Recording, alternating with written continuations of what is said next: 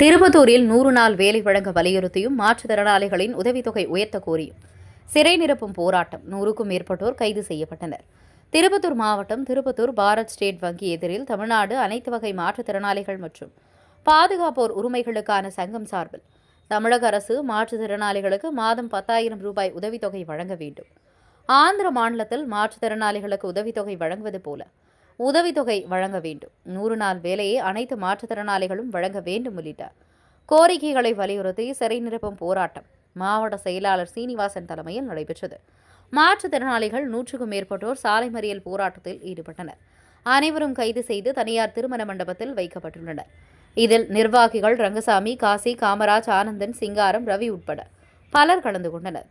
திருப்பத்தூர் மாவட்ட தவசி நியூஸ் செய்தியாளர் சி. ரமேஷ்.